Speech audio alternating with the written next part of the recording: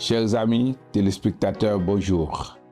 Je vous apporte aujourd'hui la parole du lundi que nous trouvons au livre des Actes des Apôtres, le 9e chapitre, du 1er verset au 5e verset. Il est écrit: Cependant, Saul, respirant encore la menace et le meurtre contre les disciples du Seigneur, se rendit chez le souverain sacrificateur et lui demanda des lettres pour les synagogues de Damas, afin que s'il trouvait des partisans de la nouvelle doctrine, hommes ou femmes, il les amena liés à Jérusalem. Comme il était en chemin et qu'il approchait de Damas, tout à coup, une lumière venant du ciel resplendit autour de lui. Il tomba par terre et il entendit une voix qui lui disait: Saul, Saul, pourquoi me persécutes-tu? Il répondit: Qui es-tu, Seigneur? Et le Seigneur dit: Je suis Jésus que tu persécutes. Il te serait dur de regimber contre les aiguillons. Chers amis, nous sommes face à un phénomène. Un homme extraordinaire qui travaillait contre les disciples de Jésus, qui était là lors de la lapidation d'Étienne. Il y participait. Le passage nous dit qu'il respirait encore le meurtre, le crime. Il voulait tuer encore les disciples.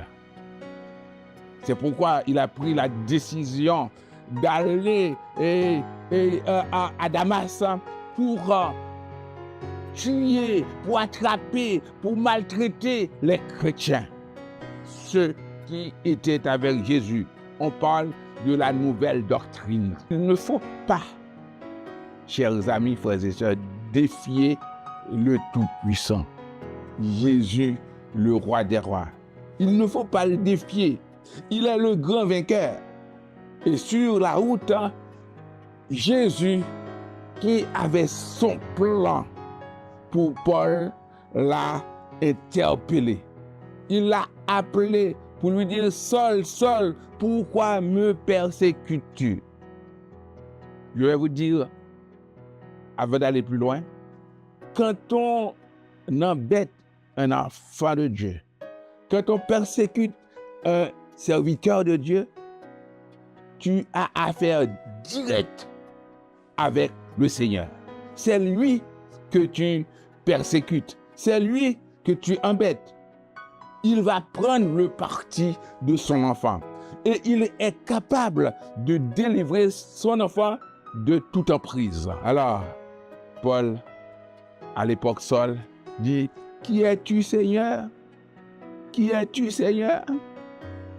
C'est alors Jésus lui dit: Je suis Jésus que tu persécutes.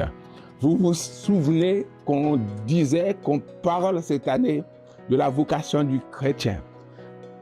Il faut savoir identifier la personne qui nous appelle. Paul était loin de Dieu. Il ne connaissait pas la voix du Seigneur. Comme le Seigneur l'a dit: mes brebis entendent ma voix et ils me suivent. Ou bien, et elles me suivent.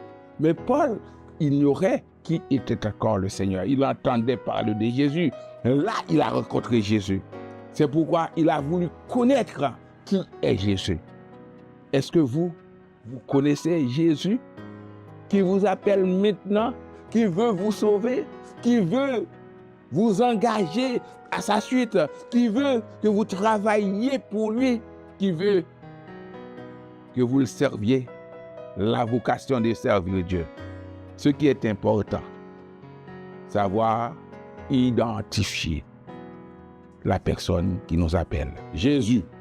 Il peut faire de grandes choses avec nous. C'est pourquoi là, Ananias était perturbé quand on regarde la suite, quand le Seigneur lui a dit, il faut aller prier avec Paul. Mais le Seigneur lui dit, cet homme est un instrument que j'ai choisi. Il vous appelle, il vous a élu.